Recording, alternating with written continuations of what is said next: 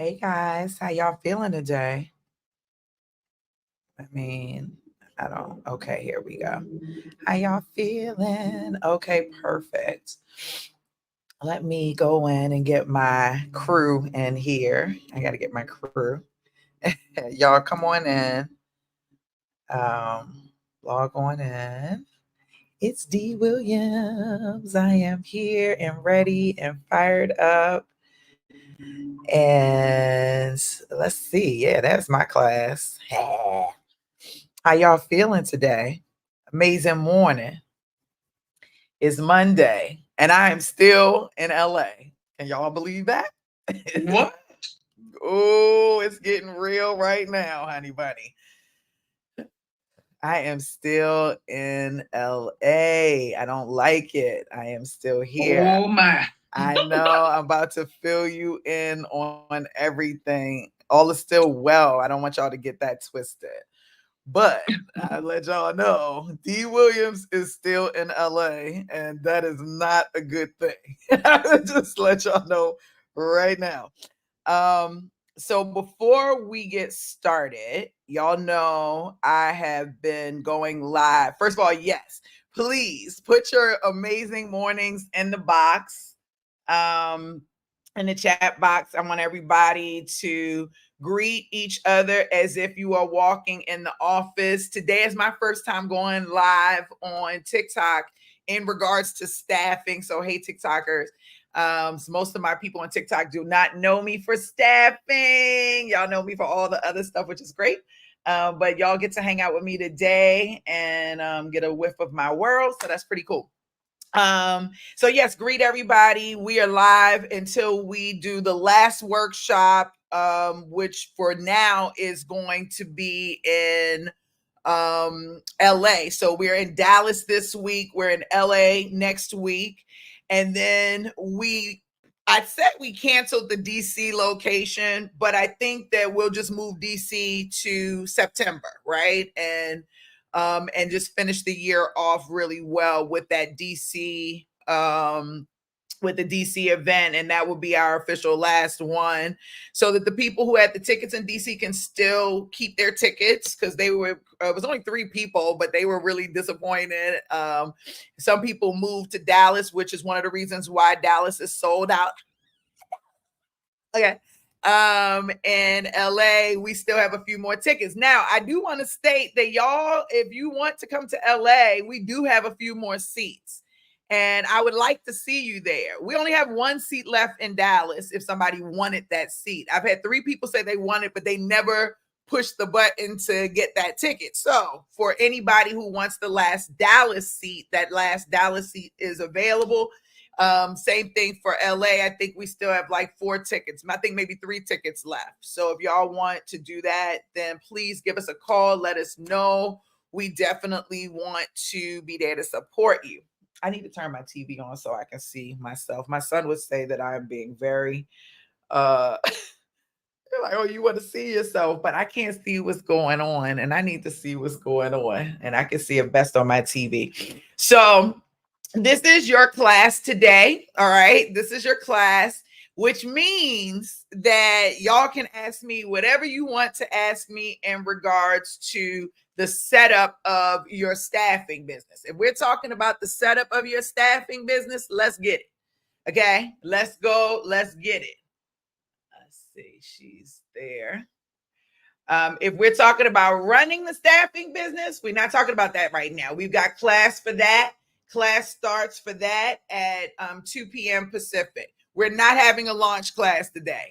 I just want to give y'all a heads up. We're not having a launch class today. All right.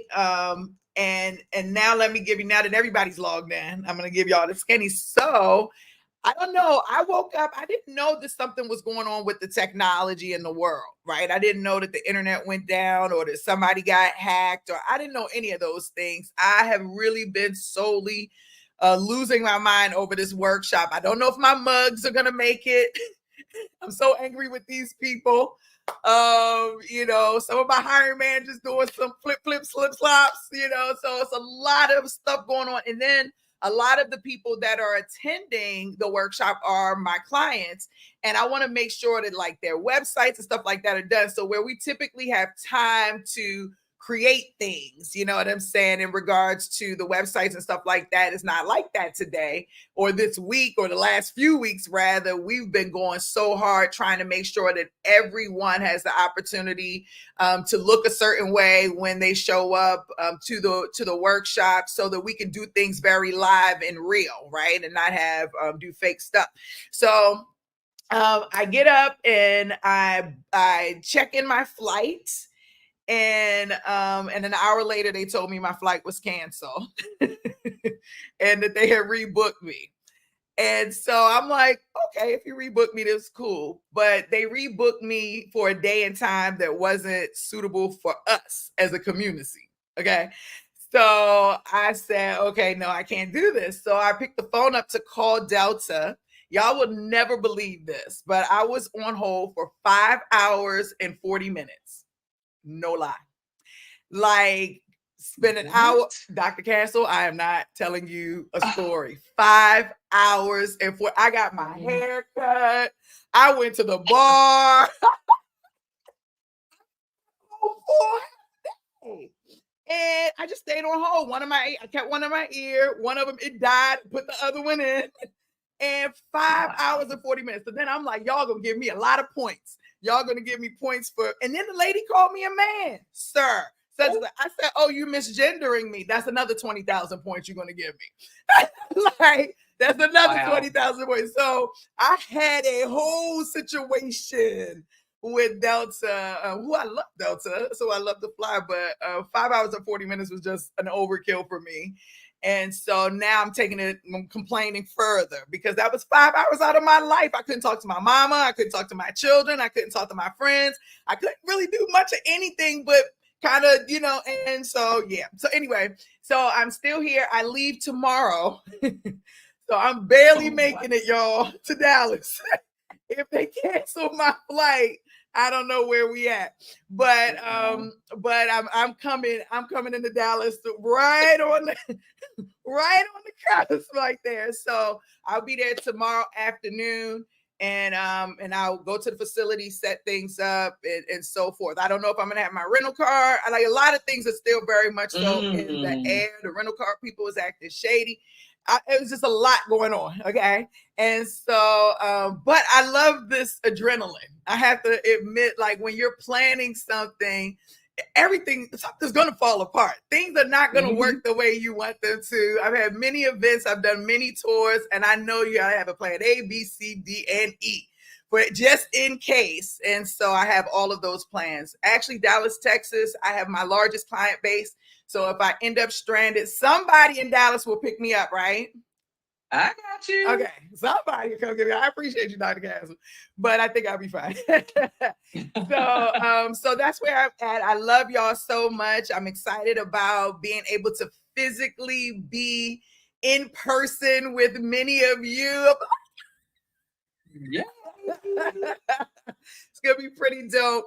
Okay, so y'all ready to play? This morning we're in setup class, and I want you to start. Does anybody have any urgent questions before I give my reminders? Y'all know I like to do my reminders for people who don't remember. The fortune is, because memory is everything. Any imperative startup questions? Hold on one second. Let me see what I got on the table. Best coach ever. Thank you. Nita said Southwest isn't having any problems, so you might want to try them. Well, I've just flown up my first Southwest flight to Vegas, maybe a couple of weeks ago, and it wasn't the worst experience, but it wasn't the best experience. And and I paid a lot of money for my ticket. So I expect for Delta to do what they're supposed to do and move me around and give me points and do all the things, because I'm a frequent flyer. I'm not hey, I get on the flight every once in the blue moon. My status goes up consistently because I'm on flights consistently. So Delta's going to service me appropriately. I mean, that's just the reality. But, that's boss talk. I Shoot, that's what it is. They better get it together. Let me go look and make sure I'm not missing any comments. Peace and blessings. Golden melanin. I love that. All right, awesome. So let's talk a little bit about reminders. And I hope that every week that I do these reminders, that it triggers something in you. Like, oh man, D, I'm so glad you mentioned that, because da da da da da da da. And y'all know that. Let me just say, co-host. That y'all. Hey, Anthony, how are you? It's good to see you. I love to see. Hey, Davita. I see Mary and them in the house. I see everybody here. Hold on. Let me see what we got going on. Dr. Castle in here. Pat's in the house. Seeing all things great. I love it. That's an inside joke. Hey, Faith. Good to see you. Miriam, good to see you. Awesome. And then somebody on Fireflies. I don't know. Oh, that's me. And that's probably me. Okay, perfect. It's good to see all y'all. I love y'all. And everybody who's watching live on TikTok. What's up, TikTok? Everybody on IG, what's up? All right, Facebook in the house. Let's make some magic happen here. Entire screen. And I think I am sharing. We will see in 1 second. Hey. Okay, so today we're talking about things to remember when starting a staffing agency. I don't ever want you to forget these things. What's my time looking like, y'all? So I know how much time I got to play on this topic. Okay, about 15 minutes. All right, so since I have 15 minutes, I'm just going to do a quick overview. Y'all have seen this 1,000 times, but I just want to do a really quick overview just to remind you of where you are. You should always be thinking about what bucket you're in and what bucket you want to be in. Okay. Yes, it is. Do it now. So a lot of people come to me with an idea. I love it. And then they never do anything with that idea. They stay in the idea zone. They don't unleash the idea. They keep the idea exactly where it is. And we want people who are in a different space. Some people come to me and they say, I have an idea, and they actually start the coaching program. Some people have their idea and they never do training and coaching. These people, these are the ones that we have to look out for. They are a detriment to society. I'm not even playing. It's because they're out here creating pricing that doesn't resonate with the industry, therefore killing the industry.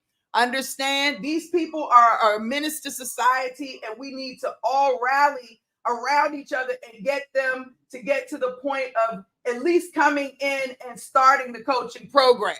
Even if they don't finish it, they can start it so that they can start on the right path.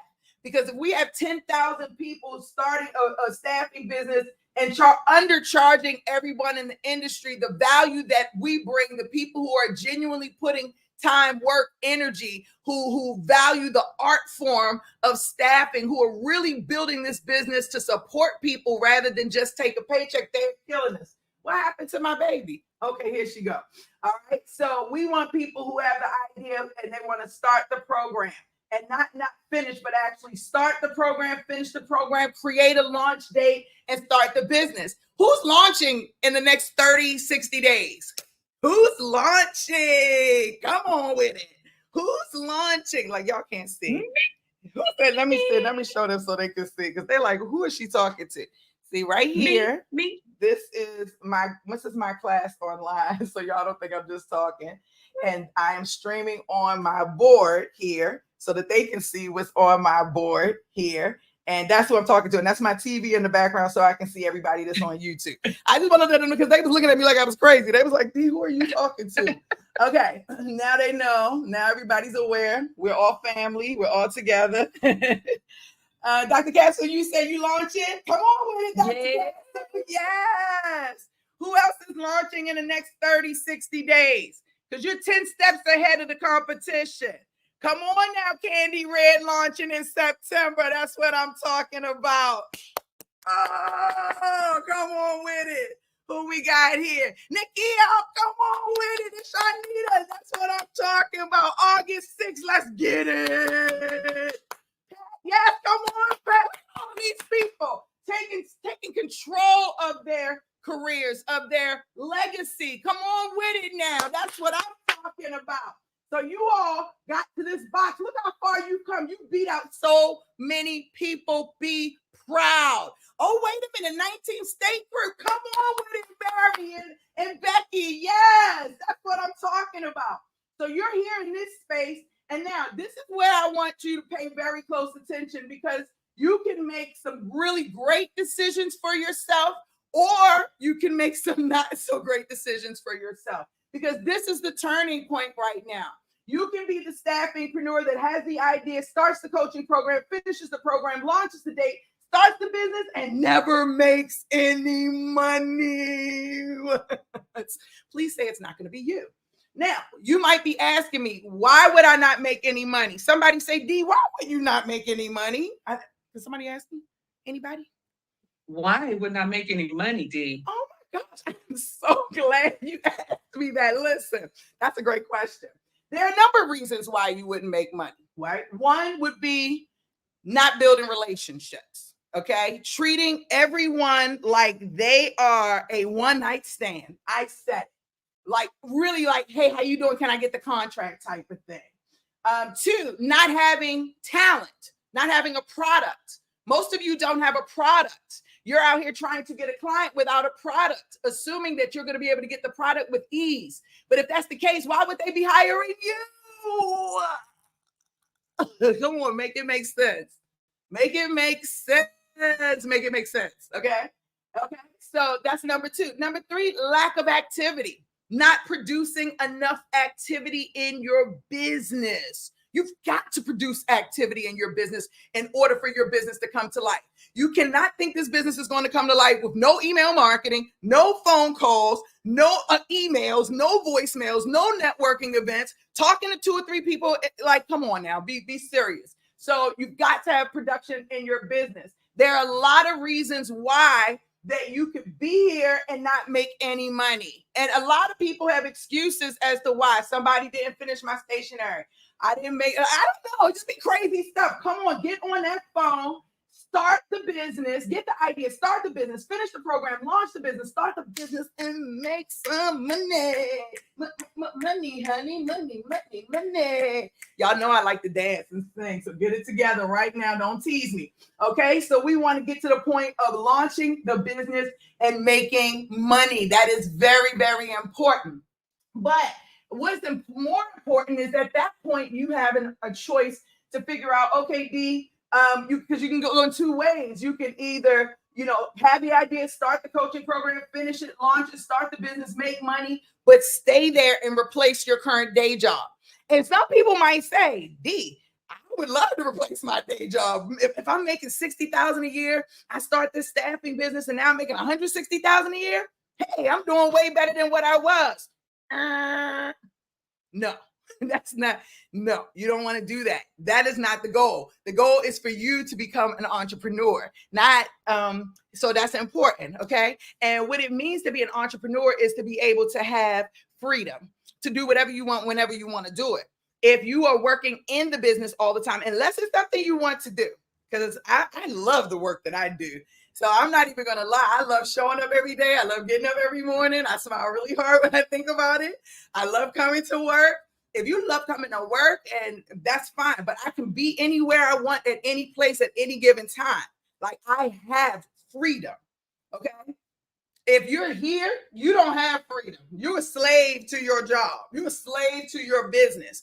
And we want to get you here where you can go and get on flights and hang out with me, and we can go and mastermind in the Audationaire community, and in Staffingpreneurs, we can go to our own, you know what I'm saying? Like, because somebody else is doing the work for us. Brilliant people, amazing people, but they're doing the work. They're putting their talent in physically, while our talent is coming in here from the gift that we've been given of creation. Our job is to create. Okay. And that's where I try to get y'all into that space of being a true entrepreneur, because true entrepreneurs are thinking about their next move. They're thinking about how to expand, how to create more impact. And that's very, very important. That's why I tell y'all got to have strategic ideas and strategic initiatives and all those types of things. So this is our goal. Our goal is to get you all to get past the idea, start the coaching program, Finish the coaching program so that you can get the learning, understanding, tools, resources, compliance, and everything you need. Launch the business, start the business, make money and scale. Make money and scale. Come on now. Make money and scale. Hey, make money and scale. Come on. Now, where's Nakia? She's supposed to be singing with me. Yay. All right. Do y'all have any questions about that? Now, let's go through. Oh, I'm doing so good, y'all. I got 9 minutes. I know I can do this in 9 minutes. So these are things that I want you to remember when you're starting a staffing agency. All right. And these things apply to actually most business models. When y'all are in my staffing class, when is y'all going to start seeing me teach my Build Your Empire classes, okay? And Unleash Your Ideas class, you're going to see it's very similar. Not all things, but very similar, okay? So things to remember when starting a staffing agency. Staffing is very unique because every environment, every company that is built has some type of culture. Okay. How many of you have heard or have been denied from a job and they say you weren't a cultural fit? How many times have y'all heard that? Anybody put a 1 in the box of somebody if you've either been denied and said they said you weren't a cultural fit, or you've heard it before? Okay, that's what I'm talking about. It's not uncommon to hear that. I know in the past when I've heard that, I didn't really understand what that meant. I'm not a cultural fit. I was thinking I'm not black enough or I'm too black. That's what that was code word for me in my mind, right? Young.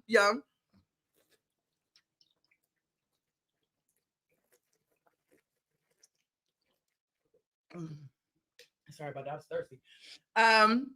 But later, as I began to build my own business and businesses, one of the things that I failed at in the beginning, really, really badly at, was the culture, was building my culture. I did not understand how important it was to the foundation of a business. I just thought you could start a business, legalize the business, and then if you hire people, that's cool. If you don't, that's cool.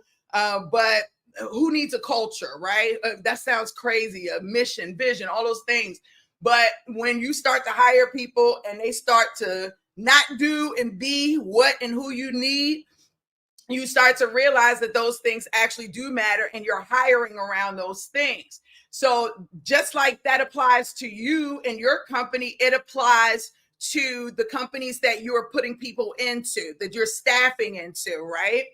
And so understand that when you're recruiting for people, and this is something that I hope it clicks for you in this moment. I genuinely do. I pray that this clicks. This is where your secret sauce comes in. This is literally where your secret sauce comes in. And what I mean by that is your job is to figure out how to hire the specific people that you're placing and how to do it. Like, what's the number one way to do it, right? So like your process, your secret sauce, your differentiator, your framework, we're going to get into this in a live event at Hardcore. I'm so excited. But those are the things that hey, Lucy, those are the things that are very, very important, because that's how you're going to define whether or not someone is a good fit for an organization or not.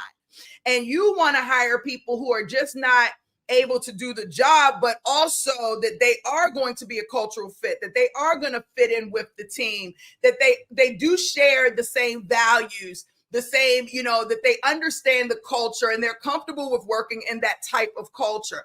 A lot of times we miss the ball. That's why the guarantee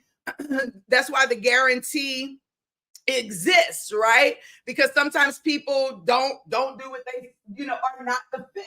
So if we match them from the beginning appropriately, and our goal is to figure out how to hire. So if you hire nurses, you should be trying to figure out what's the best way to acquire nurses. If you hire software developers, you should be trying to figure out what's the best way, and then screening them in all these different types of ways, trying all these different types of interview styles and assessments and frame formats so that you can figure out how to make the best fit with the client.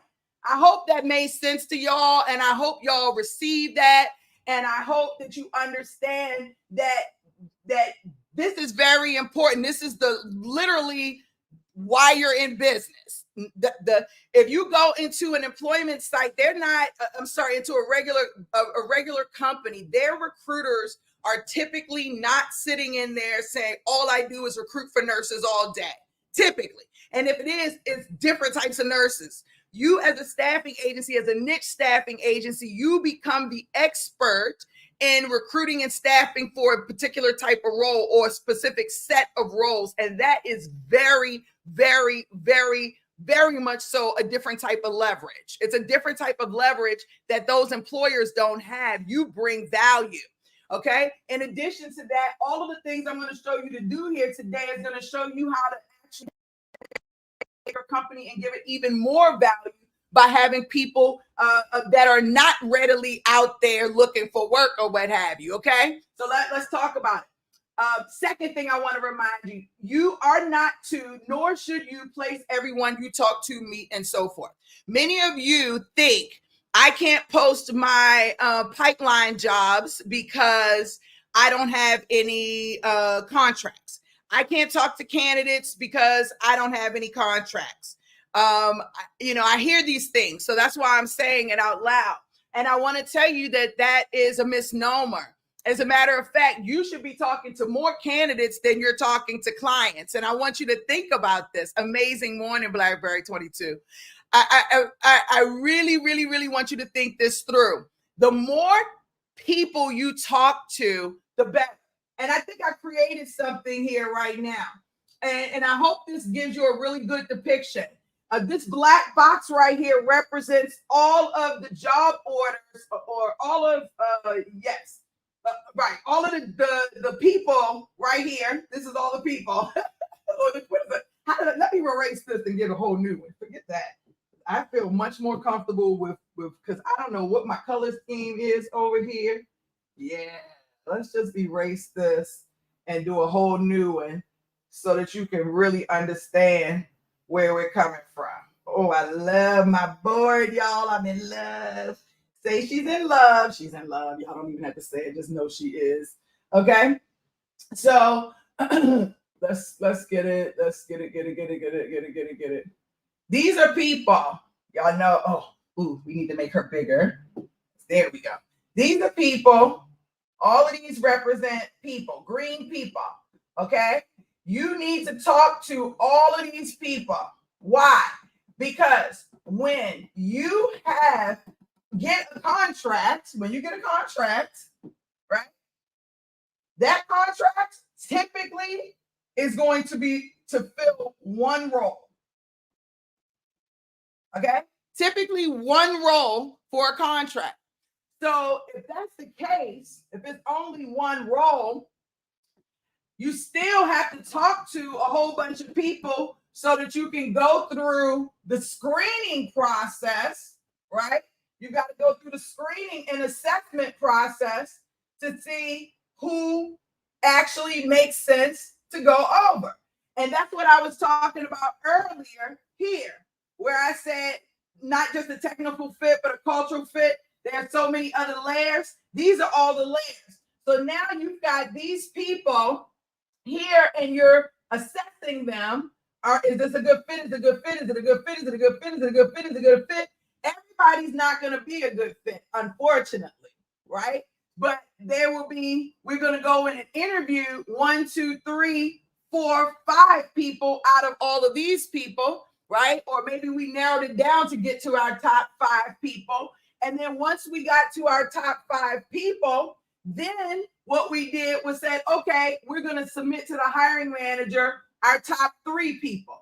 So we have to interview all of these people or review all of these people, assess all of these people, interview them, and then submit them. We started out with a lot. If you're not having conversations from the very beginning, when the time comes for you to do this, you're not going to have anybody in the pipeline. You're going to be you're going to be like praying for time, if that makes sense. Like, because sometimes things aren't always going to work the way you want them. Y'all see what just happened to me? I booked my ticket a long time ago. And now that it's like, so you can never control that. So now you've got these three people for this one role. And at the end of the day, the hiring manager is going to choose one person as the winner, right? So that's typical. Now, sometimes you might have a position that has multiple ones. But if that's the case, then you would need to double the amount of people that you talk to here, double the amount of assessments. Go ahead, Abia. You can ask the question. Ask your question.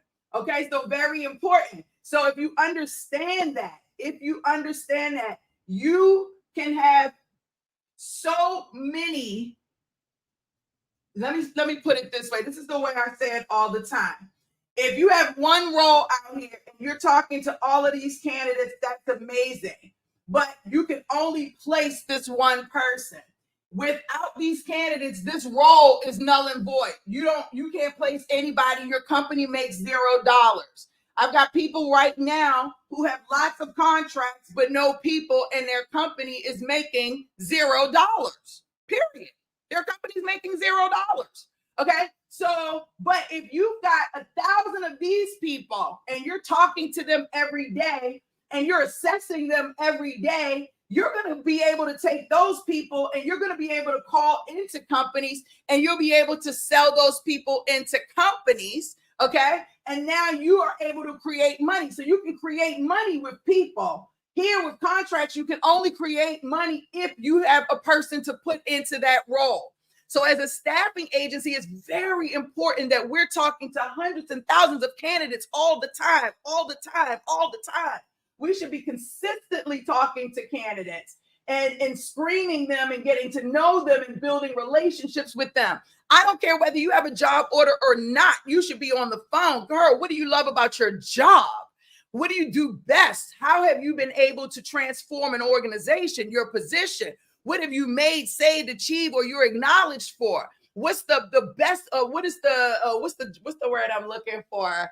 What do you love? What are the top 3 things that you must have in your ideal role? Like you should be pipelining people all day, every day.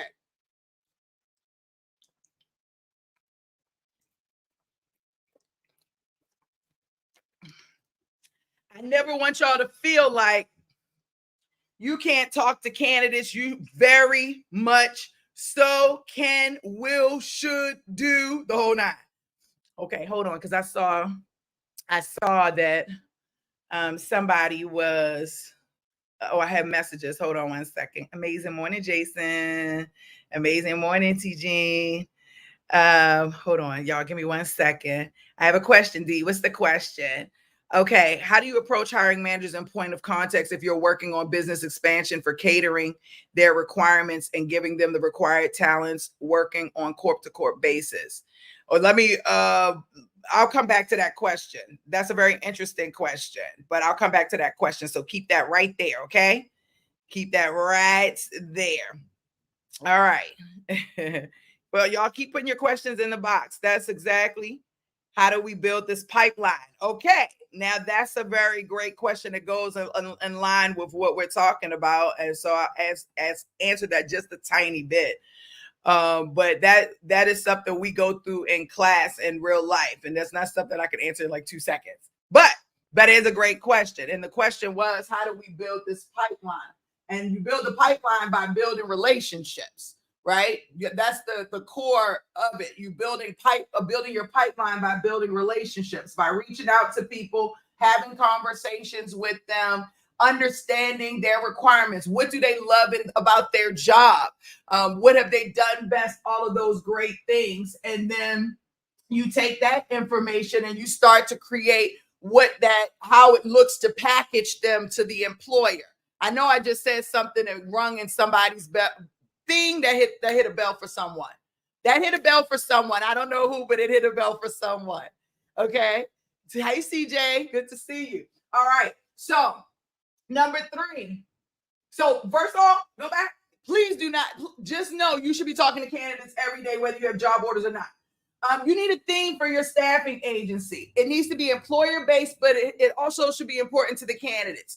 Without a theme, it's going to be very challenging for you to sell because nobody wants to talk about staffing today. Nobody wants to hear, I am a staffing agency. That is actually a word that is becoming like, eh. So, okay, cool. You know, we move, we pivot with the times, we go with the flow. We don't have to say the word staffing, but you need the service, whether you like the word or not, you need the service, right? And we bring value to your organization. We help you save time, we help you save money, we increase quality, we help with retention, we help with a whole lot of things that you don't now have to invest in because you're doing it one time through our agency, correct? Correct. So you should have a theme. That theme should be something that you want to advocate around, something that you are fired up about. And I want you to think about it from this perspective. Okay, so y'all know I'm dating. Okay, I'm dating. At least I'm trying to. That's what I'm trying. If someone comes up to me and the guy like is interested in me, he wants to talk to me, and he's only talking about one of the two things, having sex or getting married. Both of those things scare me, okay? As a first conversation, I'm typically like, he's a weirdo and ward him off and I'm going on my way, right? Because you just met me, you don't even know me, and already you either trying to get in my booty or you trying to meet my mama. Like, my dad has passed since, right? So like, that sounds crazy. But on the flip side, if he comes to me and he's like, you know, I see that you're into entrepreneurship, or, you know, I know I heard you like anime, or what type of music do you listen to? Like things that I'm genuinely interested in. And he holds that conversation for a period of time. At some point, we may get to one of those areas. And when we do, and the time is right, then bam, that relationship has been established and we're comfortable at that point to engage with each other on that level. And there are many layers to that. The thing is today that most people don't understand how to build a relationship. And so when you don't know how to build a relationship, you don't have any coaching, you don't really understand how business works, you're going to go out there and try to get a contract on the first email. Hi, my name is, this is my agency. I'm here to help you with your staffing needs. Can I get the ass? Essentially what you're saying. Hey, this is my name. Can I get that booty? Right? Email number one. And that's like, ew. I don't want that right now. Right? Take the time to get to know me. Who am I? You know, hey, I see you're into this and this. Or we share this commonality. So your theme is like a commonality, something you're both passionate about. But that should be something related to the industry and something that they literally cannot stop thinking about or cannot live without, so that it connects with them in a more authentic way.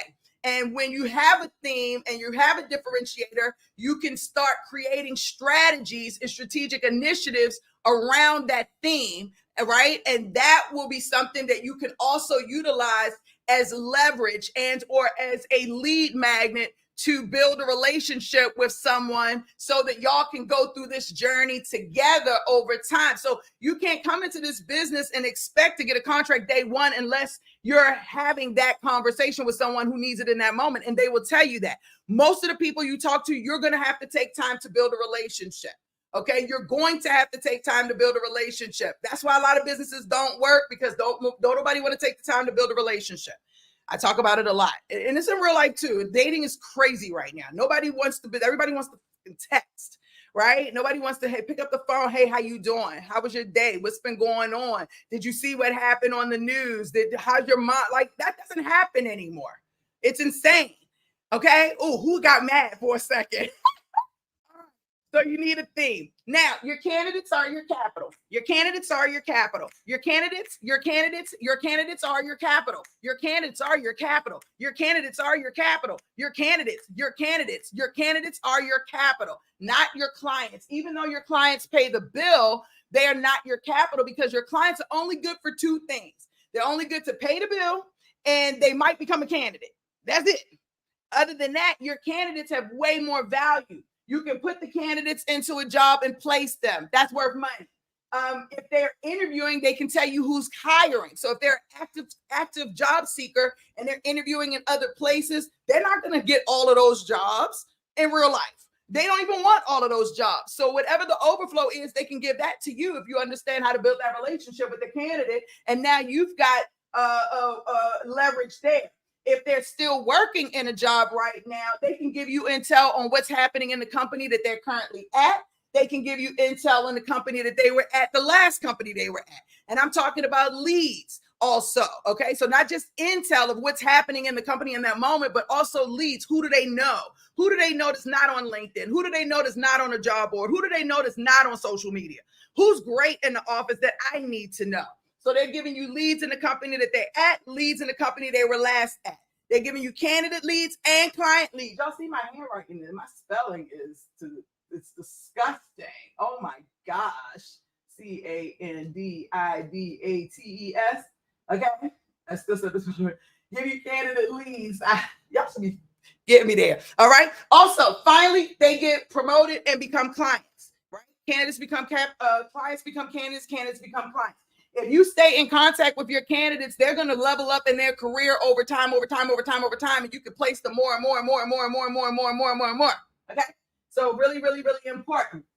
Last few things, and then I'm putting the questions up on the board. So get your questions in the box. You need at least 50 candidates in your ATS by the time you launch. If you only have 50 candidates in your ATS by the time that you launch, you're a loser. I said it. I don't care whose feelings are hurt. Get thicker skin.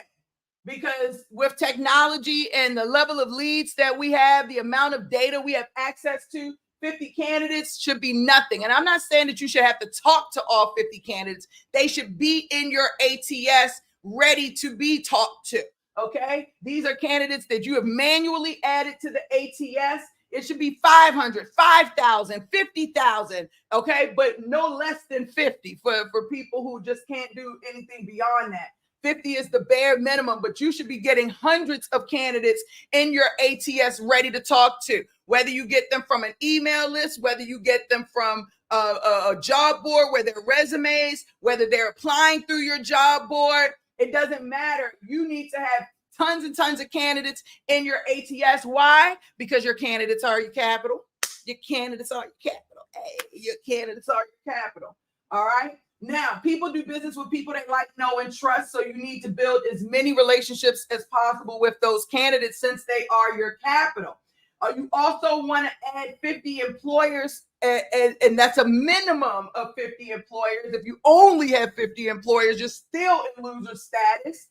Okay, so you should have many. All right, and then you want to also post your pipeline jobs. Now, this goes back to the conversation that we had earlier. People don't want to post the jobs. They don't want to because they feel like, well, I don't actually have the job. Of course not. But you can't submit talent to someone that you haven't even talked to, that you haven't met.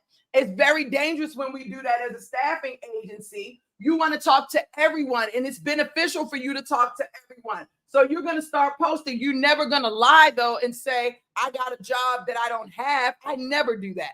If it's something I'm pipelining for, this I tell them that. I don't use the word pipeline, but I tell them that, hey, I'm preparing to work. We're preparing for an upcoming client, and we're looking to meet people who have this type of backgrounds, right? This type of experience. And then that's how you go in and you start building relationships, and you start pipelining them, asking them what they know, who they know, da-da-da-da-da-da. So you need to do that. You need to do that now before you launch the business. Put your roles out there. Once your website is up, well, once you have your ATS, once you have your ATS, then you're going to go in and you're going to put your pipeline jobs in. And now you have internal and external. So this is another challenge that I see people doing. The external, everybody does with ease. Okay, yes, I'm going to go ahead and I'm going to put the jobs out that I want to fill. But for your internal, you're like, I don't have money for staff yet, D. So why would I post those jobs? And I'm going to tell you, you're going to post those jobs now because your number one job as a CEO is to get talent. And I'm not just talking about the talent that you're placing. I'm talking about talent in your organization. It is to identify talent that can help you do this right here. Make money and scale. This, right? I'm gonna make it big just in case somebody don't see it. Make money and scale. That is the goal. That is the goal. That is the goal. Okay. So if that is the goal, to make money and scale, then you have to know that you need a team.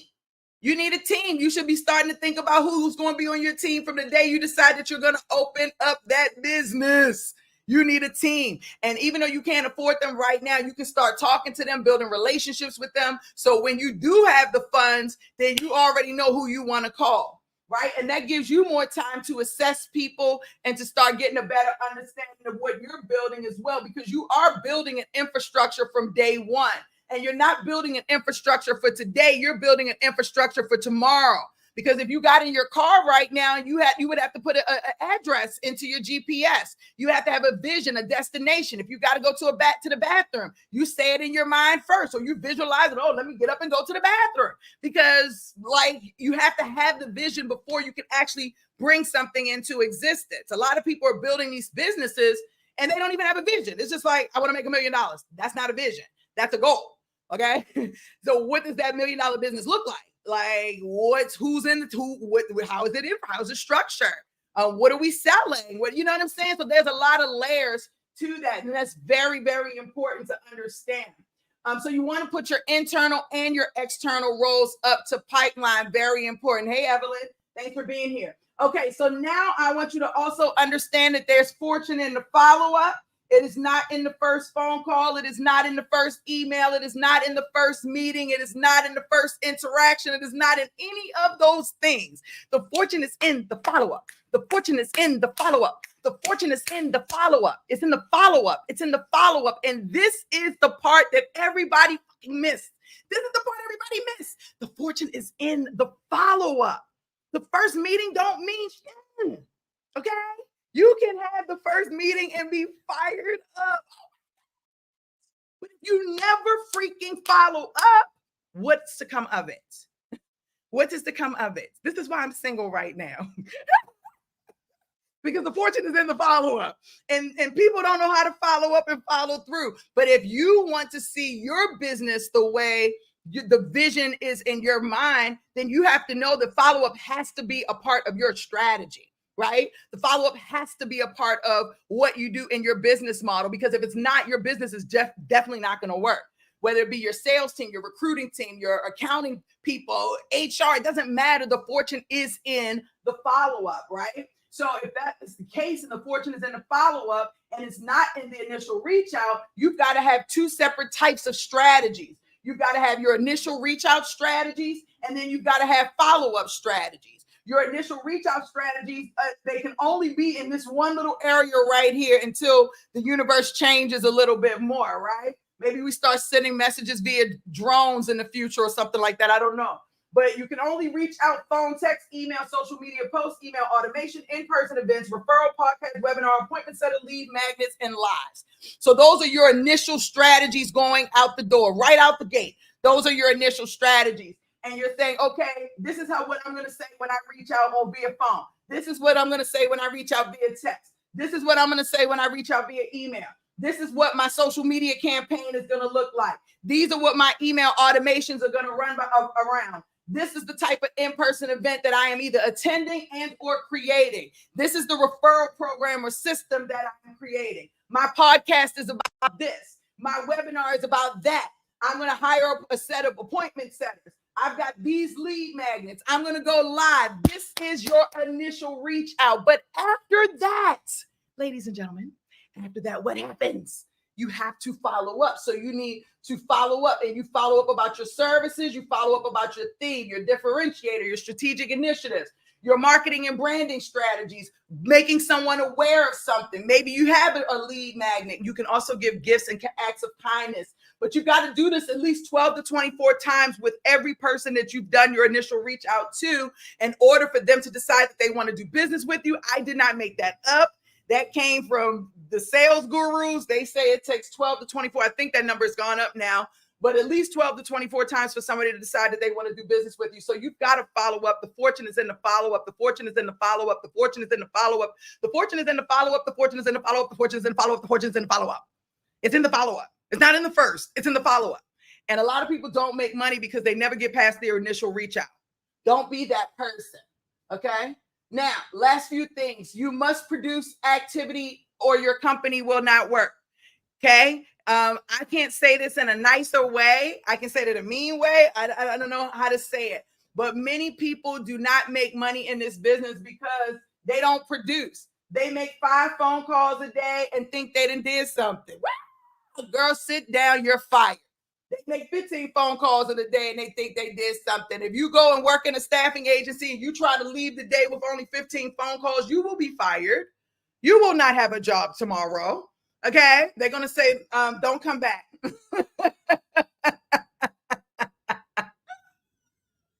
They're going to say, don't come back. So why are you doing that in your business? Okay. If you send out 20 LinkedIn reach outs, a day, 100 emails a day, it's just not enough. It's not enough. This is a volume business. Anytime you're starting something brand new from the very beginning, you've got to have volume. You want way more people looking and interacting with your brand than without your brand.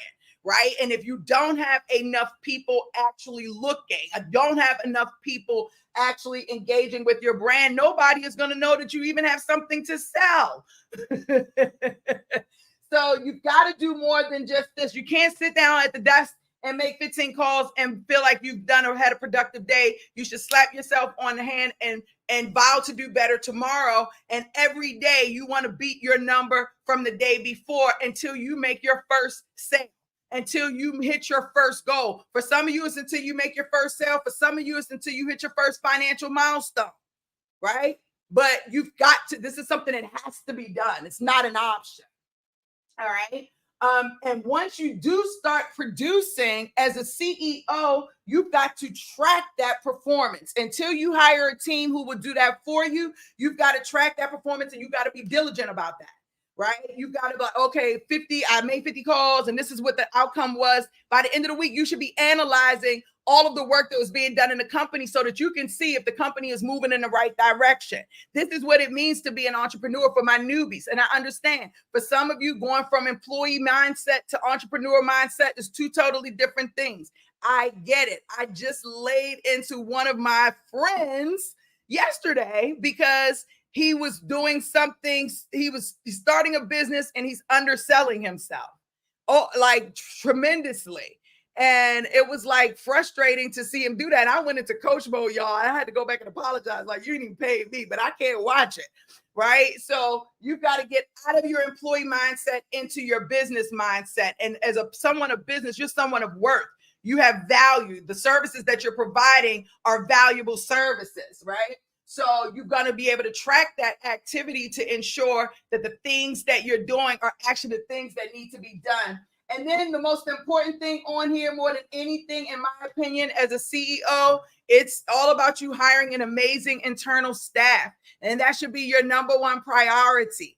I mean, when I go to the grocery store, when I go to restaurants, when I go to retail stores, I was in Canada, Brampton, shout out to Brampton, and right outside of Toronto. And I met the most amazing sales guy in Walmart. This Indian guy, he was trying to almost got the credit card because he was on it. I said, you should become a recruiter. He's like, what? Oh, I said, you should become a recruiter. Like, I don't know if you know what that is. I told him what it was, told him go find somebody. Like, the guy was amazing. Like, talent is everywhere. And a lot of times they don't even know that they have this talent. You know what I'm saying? And so you should be looking all the time. The girl who sold me my shoes, at the Steve Madden store, I was like, you happy? I was like, what's up? You happy? Maybe I want to bring them over here. So you should be looking to identify talent at all costs. And I'm not talking about none of your family. Typically, they're not your family. Your family are starters, right? People to help you to fill in the dots right in the very beginning. But they're not the people who are going to help, that's going to take you to multi-millions of dollars typically. Now, there are outliers out there, but typically family is not going to take you seriously or take your business as seriously as you want. So you've got to start looking at people outside of your family, and people are crazy. So you've got to start developing relationships with people, and you get that into your LinkedIn account. You want to have that in your email. You want to have your jobs posted so that you want to start talking and meeting people and creating ways that you can meet people who will be a great fit for your team. Start asking people. Like some of the candidates that you meet, you're going to recruit and bring them into your company and change their whole course to their career. You never really know. Everybody starts somewhere. So amazing talent should be your number one priority. Now, those are all the things that I wanted to talk about and that I feel like you should remember. I had a question. Is now a good time to start payroll funding for you all? Yes, you can start your payroll funding for sure. Say it louder for the people in the back. I love that. I love that. Let's go and look and see what questions we have here. Hold on one second. Hey, Tina. So good to see you. Oh, my gosh. How beautiful you look. I love it. Brandon made it. I love that.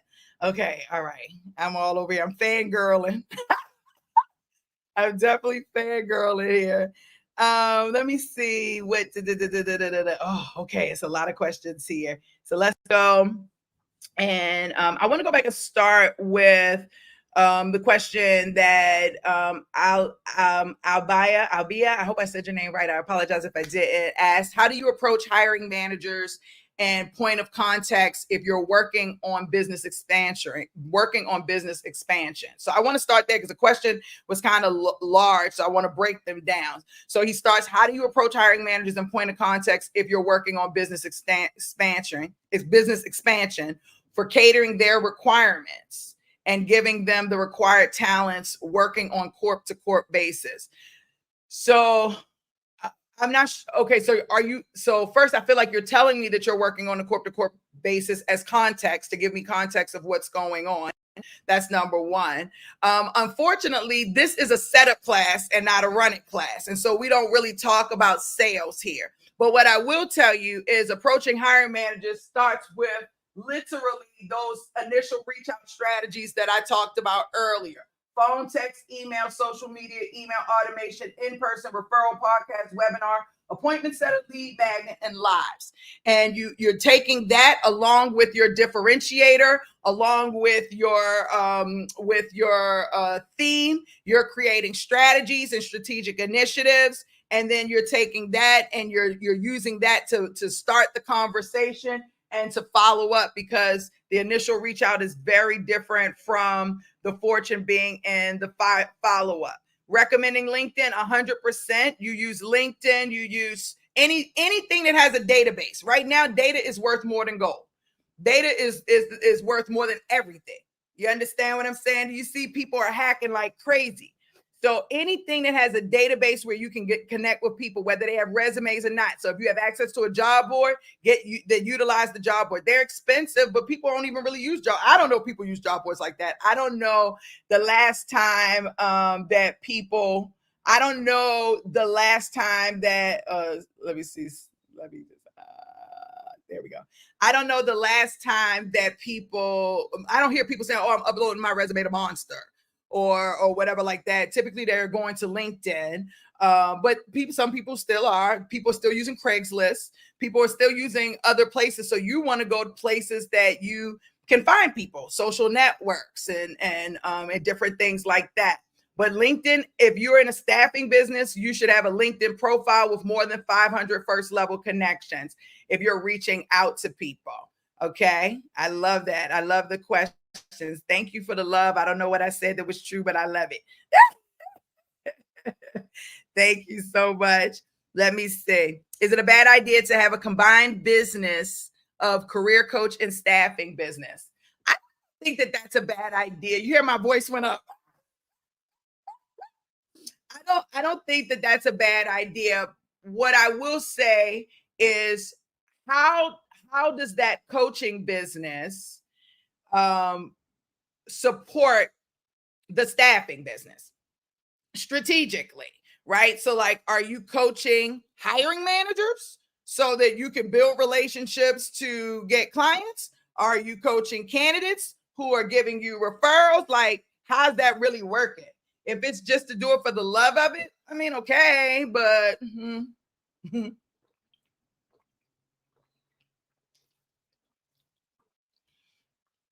I would say that you probably want to put a little bit more strategic thought into that process. That's a great question, though.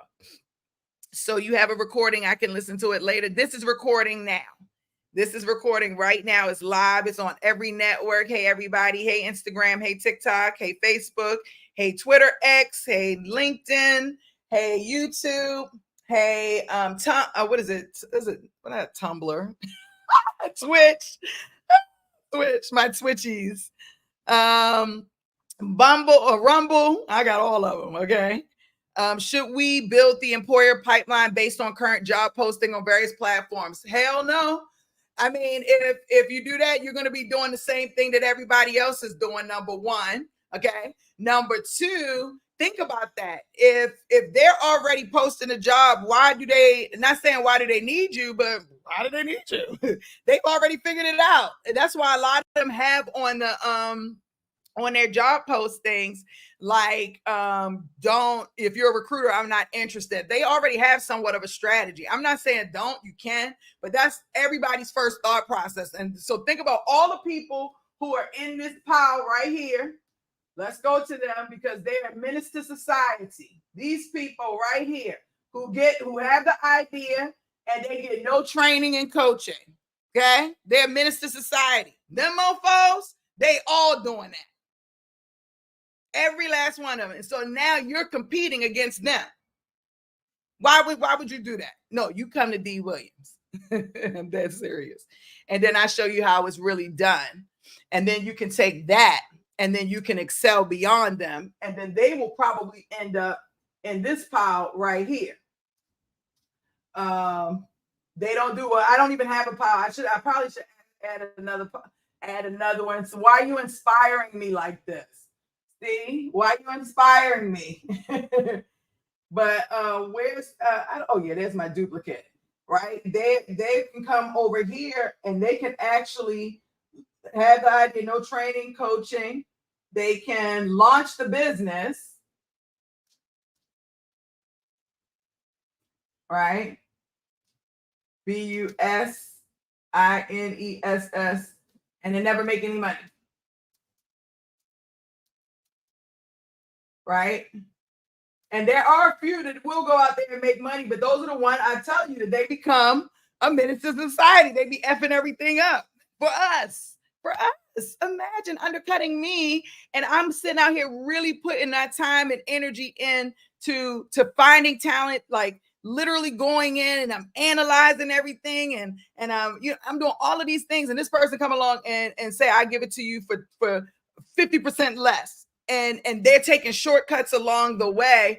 And now the people who are really putting the value goes down. And that's literally what has happened over the year in the industry. And I was talking to somebody recently. They said that's also happened in the trucking industry. I don't know that to be true. I'm not in the trucking. I do know a lot of the nurses that I have are married or dating truckers. So I hear a lot of conversation about trucking, but someone told me recently that the same ordeal is happening in the trucking industry right now. And hey, D Bitter. And so, we've got to be mindful, like business is value, right? And if everybody is business is value. And so I think that's really, really important.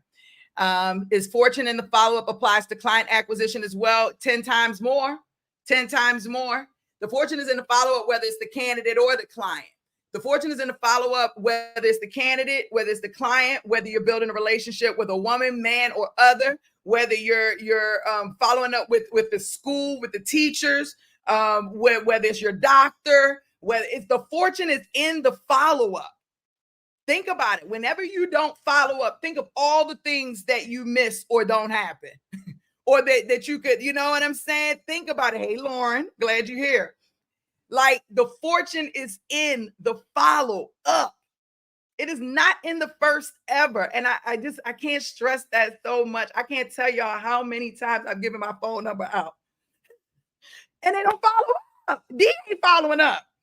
They don't follow up. The fortune is in the follow up. I can tell you how many of y'all staffingpreneurs who get on the phone and will call a hiring manager one time, 500 different hiring managers one time, and then call me and say the business don't work. And I say, well, how many times you follow up? And they say, well, I didn't. The fortune is in the follow-up. They say it takes 12 to 24 times. If you haven't followed up not even one time, what leads you to believe that the business is going to actually work? It's not. It's just it's just not. It's not going to work. Okay. The fortune is in the follow-up and everything that you do in life and any type of relationship that you want to build. And right now it is very challenging to build relationships where we're in a society where everything is social media, texting driven. But I'm telling you, people do business with people they like and know and trust. People do business with people they like and know and trust. Okay? People do business with people they like and know and trust. So you've got to build those relationships. Wait, let me check on my class because they are my priority. Am I doing the running class today? I don't want to do the running class today. Okay? I do not. And I'm going to tell you why. Because I have a lot of work to do for this live presentation. And I'm behind. So I really do want to cancel. I'm not doing the launch class. I'm supposed to meet with Pat today, but I think I'm going to see if Pat will allow me to meet with her tomorrow or later in the week. I can meet with her even over the weekend. I think she will say yes, so that I can finish getting the manuals and everything together for the live event. But to answer that question, I really don't want to do the class. We can, okay, thank you, Pat. I hope you're not mad at me. We can meet on Saturday or Sunday, just you and I. After the live event, I would prefer Sunday when I get back from what's the name, but I'll call you. You already know I'll call you. So, but that would give me an opportunity to really focus on finish getting everything out. But I don't see Nakat on this call. That really, because she's probably on my running class. That's not mad at all. Want you to have success this week. Thank you. I plan to be majorly successful this week. Let me just tell you. And I'm ready for it. I'm ready for all good and everything. Okay, yes, I wanted to ask that, Faith. She says, what's the difference between a recruiter and a consultant? As Miriam. Okay. What's the difference between a recruiter and a consultant? So let me ask a different question. You mean a recruiting consultant, like a contract recruiter, or you mean a consultant in general? And is this consultant recruiter based or just a consultant in general? I don't know if you can talk to me, but okay. So they're different types, right? So a recruiter is someone who's actually going out and finding talent. They're sourcing and interviewing and assessing and recruiting, and typically and they're finding talent. They're recruiters that move on a short-term basis, or meaning, how do I say this? They are not full life cycle recruiters. So there are two types of recruiters. You have a full life cycle recruiter, which is someone who recruits someone from the start of the process to the very finish of the process. But then you have recruiters who only do like a piece of the process. You know what I'm saying? And so that's very important to know. Most recruiters are full life cycle. And then really great recruiters have a niche or a number of niches where they've built a nice pipeline under their belt. So when you're recruiting for a recruiter or you're looking for a recruiter, you want to ask them how big their LinkedIn network is. Do they have a specialty? And then you start going into different things like, what is their success rate been, blah, blah, blah, blah. A consultant is someone who is hired by an organization to do work, specific work in a specific area of expertise. And hold on one second, because my sales team, I'm gonna just let them know that I'm still with y'all, because crazy enough, they don't even be looking to see if I'm live or not. I know that sounds weird, but hold on. Hey guys, I am still live with the setup class. I will tag y'all when I'm done with the setup class, but I'm live on all platforms, so I'm just giving you heads up. I'm not ready to meet yet. Okay. Okay, so consultant can be someone at a that's working on a specific specialty. Consultant, so they're recruiting consultants. Like I was a consultant as a recruiter. I am still a consultant as a recruiter, but I do a lot more consulting. So companies will bring me in to build their staffing agencies. That's one form of consulting that we do. Companies will bring us in to ramp up their staffing agency. That's another one. Companies hire me to do organizational design infrastructure. When their company is falling apart, you got to go back to the basics. I love organizational design infrastructure design. So companies will bring me in to do that. Companies will bring me in to hire a specific set of recruiters. Companies will bring me in to train their sales team as a consultant, to train their recruiting team as a consultant.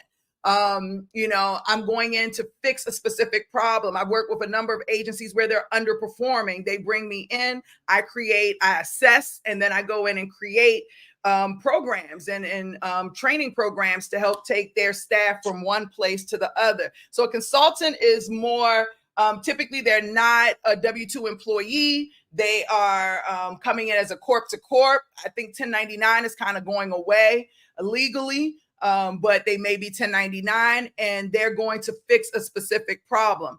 But I ask, why do you ask the question, the difference between a recruiter and a consultant? Because those are kind of two totally different things. And, I'm curious as to why you asked that question. I don't know if you can write that in the box, but I'm very curious as to what was your thought process in asking that question. And I'll give you a moment. I'll come back to you. I'll let you, okay. Because they don't kind of go together. So that's why I was asking. I wasn't really sure. Okay, awesome. Okay, so I got a lot of questions here. Truck and Biz Conversations, amazing morning. Conyers, Georgia in the house. I love it. Amazing morning, Redefine Me TV. Thank you for being here. Finally caught me live. I'm here in living color. I found a way to not have to look for clients as a recruiter. All I have to do is look for candidates. And that is what I teach in my classes. You do want to look for clients. And I say this with love and respect, Truck and Biz Conversations. You'd be crazy to not want to look for clients. You always want to have something going on where they can see your brand, trust your brand, know your brand. That is very, very important. Brand recognition, brand identification is how people trust you. Regardless of what's being said, word of mouth, you always want to have that layer going out there no matter what, okay? No matter what. But your candidates are your capital at the end of the day. So if your candidates are your capital, and I showed y'all that you can take your candidates and turn them into clients and then, into job orders, and then there you go. So really cool stuff. What are the dates for the Washington? I haven't set a date just yet, but I'm definitely going to honor everyone. The 3 people that I'm honoring them, if they still want the tickets, I know at least 2 of them do. One of them, I think maybe not anymore. And we'll see. And then I open it back up on Staffingpreneurs Academy's website once I choose a date. I probably won't choose a date for like a week or so. I don't know. Maybe I'll choose a date today, but I haven't chosen a date yet. But it's definitely going to be sometime in September. For sure. How do we develop a pipeline for finding candidates? I have clients lined up, also need to know how to manage payroll. Any advice on that? I would say outsource your payroll, finding candidates. Same thing here. It doesn't change. Your initial reach out, phone, text, email, social media, email automation, LinkedIn, in-person, referral, podcast, webinar. These are how you find your talent. That's how you find them. And then you get them into your ATS and you start having conversations. That's the real deal, Holyfield. It's great to have your insights. I've sent you a LinkedIn connection. Looking forward to connecting. I look forward to it. Thank you so much. Let's have some fun. All right. People are advertising on my channel. That's crazy. Let's see. Oh, let me go back and make sure that my clients are taken care of. Okay. I don't see any questions. I'm going to keep going. Hold on 1 second. I'm going to stop sharing here so y'all can stop share. There we go. I apologize for that. Okay, so let's see. I'm looking into starting a nurse staffing firm on the side of my full-time RN job. I want to start out with a few people I know and get a contract with a place they want to work. Am I thinking too small? I don't think that anything is too small. If you that's your initial reach out strategy, you know what I'm saying? Or that's your initial reach out. So you got to start somewhere. I just want you to have a full vision. Whatever your full vision is of how the agency looks as a whole 5 years from now, 10 years from now, and then you're creating the steps to get there, kudos. I'm all in for that. I'm all in for that. You can start with one. Ryan, one of my clients, Ryan, he reached out to me last week, and he just got his first contracts. So I'm very excited to see that. That's amazing. He's starting out with one person, but he's got his first contract. That's phenomenal. One last question of mine. Do you think implementing AI tools will help staffing industry grow more in business point of view? I mean, some, but the reality is that this is a people business. So when you start talking about AI, if it's doing process or it's analyzing things, then yes. And that way it can be very helpful and to help speed up the process. But the one reason why AI is never going to take over recruiting is because AI, until they start having feelings. I don't know if y'all saw that movie, The Creator, with John David Washington. When they start feeling, then it's over. But if AI don't have no feelings and they stay as AI is right now, then you need a human touch. Because people lie. People lie. They look in your face and lie. They lie right on their resumes. They lie. People lie, and they lie. I'm not even gonna lie. People are liars. The ones in suits, the ones in warehouse clothes, the ones in nurse uniforms. It don't matter who it is. And so AI can only go but so far before you need human interaction to go in and make sure that you're not bringing some psychopath in. And I'm going to tell you, there's a number of on-demand hiring apps.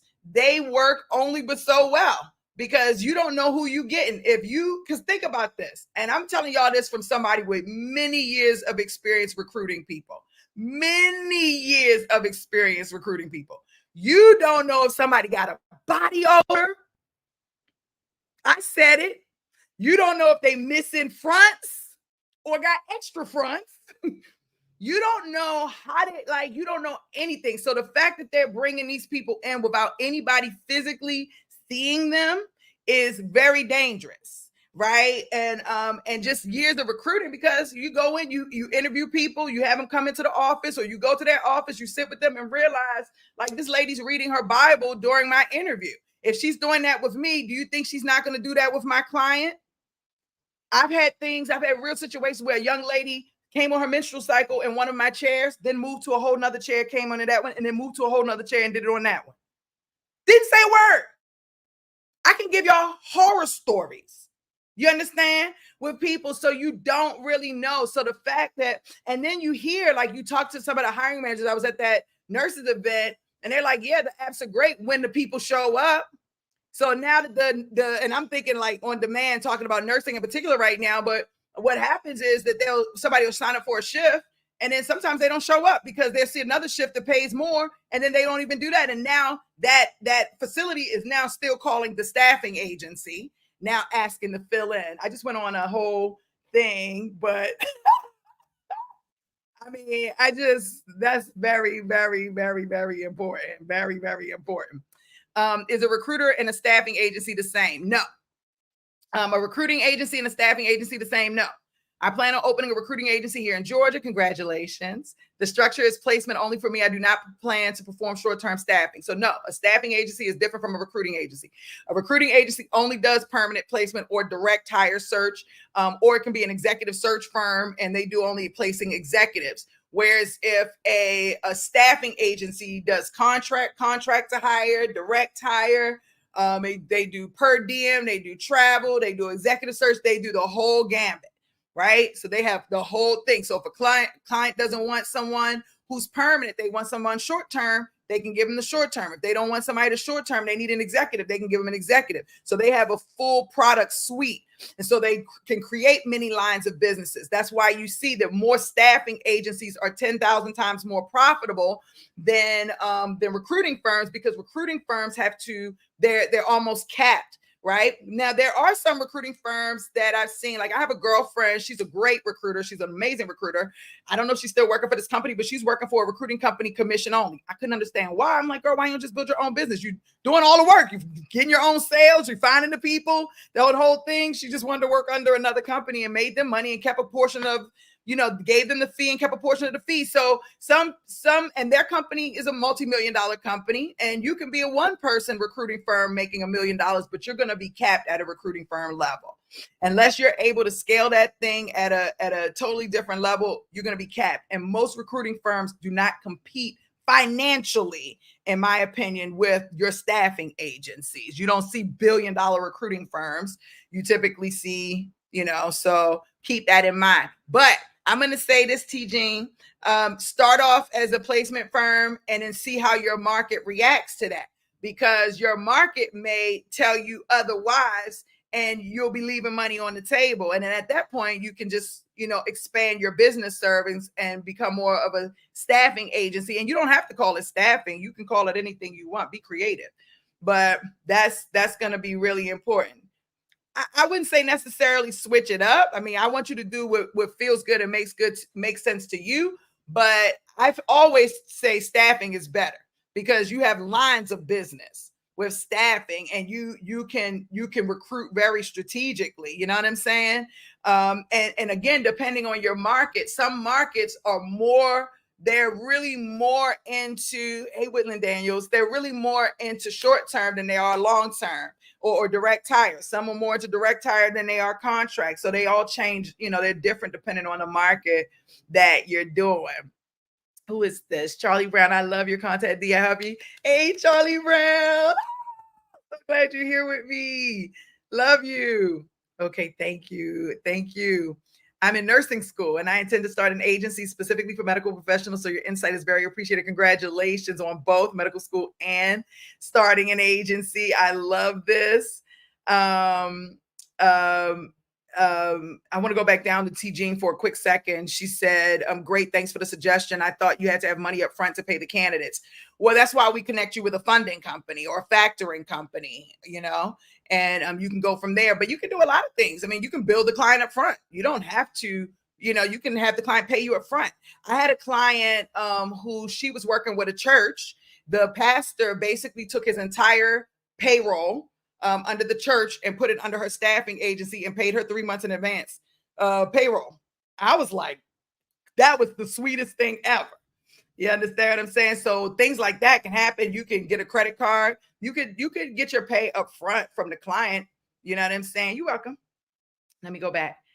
Let me just see. I want to recruit full life cycle and manage staff for federal agencies. What resources do you recommend for getting things set up? Okay, yeah, I'm not doing that all on this call. Come into Staffingpreneurs Academy. That's what I would suggest. I would suggest you to come right on into Staffingpreneurs Academy so that you can get the full setup and you can do things appropriately.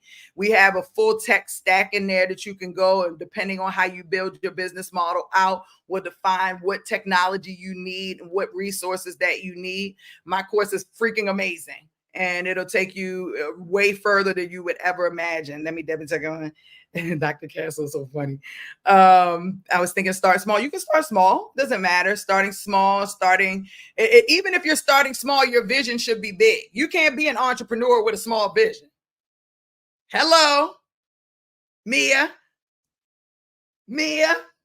Even if you're starting small, that vision got to be massive.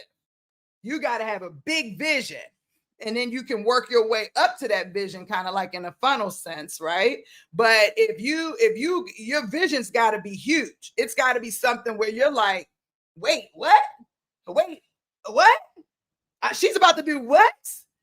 What? Oh, okay, we on the table. Let's get it. The vision. Okay, there we go with it, Mia. Come on with it, Mia. Y'all show Mia some love. She said the vision is enormous. That's what I'm talking about. You can always start off small, but that vision got to be big. That vision's got to be big. You understand? Yep. I love that. Look at that love. Look at that. Yes. Okay. Let me see. I missed the question.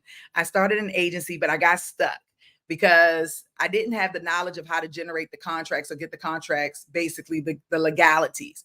And that's because most people don't set the business up appropriately. If you are, when somebody calls into my office and they say, D, I can't get a contract, my first thought is that they haven't set their business up appropriately, that they have holes in their business. Because understand, like everything I went through today, you can I hope you can see how the business works. And it is all built around relationships, right? They're all built around relationships. And so getting a contract, a lot of people think getting a contract is how it was during COVID, where you just call in and then they're like, yes, here's the contract. It does not happen that way typically. You have to build a relationship. We're in post-COVID / pre-COVID. So you've got to actually build a relationship. This is their payroll. They're not just going to randomly give you their payroll because you called in one time and asked for a contract. You know what I'm saying? But that's what we be thinking. I know that's what y'all be thinking. I know factually that's what y'all be thinking. But y'all know that's not going to happen, right? You know, they're not going to just give you a contract because you called in. No, you have to take the time to build the relationship. And that's the part that people don't want to hear. But that is the part that is very, very, very, very true. You've got to build that relationship. You've got to. And you've got to put your brand out there so people will know who you are and what you bring to the table. Okay. What payroll outsource companies do you well, you do not have to do you recommend? We use Encore. We have another company we use, but they just changed their name, TSI. They changed their name recently. So we have a number of companies that we partner with. My course is, so that's a very good question. I would say my course is as long as you need or as short as you want it to be. And when I say that, I mean that my program, we have a coaching program that's 6 months, but we do our coaching program a little bit differently. I feel it takes about 3 solid months to set up a staffing business if you're working a full-time job. If you're not working a full-time job, then it can take a little bit less. But if you're working a full-time job, it's going to take about 3 months, right? And we walk you through that program and all of that. But the other 3 months is for us to be there with you to help you so that you can start getting your first contract. And so most coaching programs, they'll just leave you after you set the business up. They're not giving you strategy, none of those things. And they're definitely not sitting there with you trying to help you get a contract. Now, we're not necessarily trying to help you get the contract, but you're coming to your live classes every week. You're still getting your support every week so that you, as you're making mistakes and as you're doing things and trying things, you have a place to go back to. If you go back and watch a lot of my replays, you'll see people coming to the class and asking questions. And the next thing you know, they're like, I got my contract, you know, and that's because they got that support along the way. So we have a 6-month coaching program. And while you can get the courses individually, I don't recommend that because you're going to be missing out on content. But I think that's very, very important. Hey, in the house. Where can I access? Do you have a payment plan? We try not to do payment plans, but we will. They call them in-house financing. You can go to staffingpreneursacademy.com. You can reach out to my team. They're right now ready for you to reach out, I'm sure. You can schedule an appointment if you need help right now. You can call into the office. I'm sure someone will answer the phone, and I'll just add that there. And okay, so all the questions that I see, let me see if these make sense for my clients to make sure. Okay, so okay, so perfect. All right, so my class, so technically, Brandon says, so technically you could use your factoring company to pay your internal people. Actually, you can. Not a funding company, but a factoring company, okay? And so when I say that, you have to, with a factoring company, you have to have your own workers' comp already. Okay. And so they're going to factor 90, let's just say, % of the contract. And that's what they're going to put in your account right up front. And that 90% of your contract will cover payroll, and it will cover whatever profit you have minus 10%. And so you would have enough money left over for internal payroll. You probably just wouldn't have enough money to pay yourself initially, but initially you shouldn't be paying yourself the first year anyway. You know what I'm saying? You should be taking that money and reinvesting that money back into your business so that you can grow. That's what they're for, to pay the external staff. They're not there to pay internal staff. They're there to pay external staff. But any money that's left over, you can use that to pay your internal staff because they're factoring the contract. So if people aren't on the contract, there is no factoring, right? So you can't factor the internal staff because they're not generating revenue on your behalf. You can only factor the external staff. But any of the profit that's left over from that, that's just extra money going into your account. But instead of it just being extra money going into your account, you can use that for internal payroll. Do you know what I'm saying? That was a good question. It's a lot of people get caught up on like, oh, I can't afford to get a staff. You get that contract, you can. You daggone sure well can. And probably still have more profit left over because after that additional 10%, they're going to take their 1 to 5% out. You still have another chunk of money that's still coming to you after the client actually pays the invoice. So that could be, to go towards the operating expenses or whatever else you want to utilize that for. Y'all are fired up today.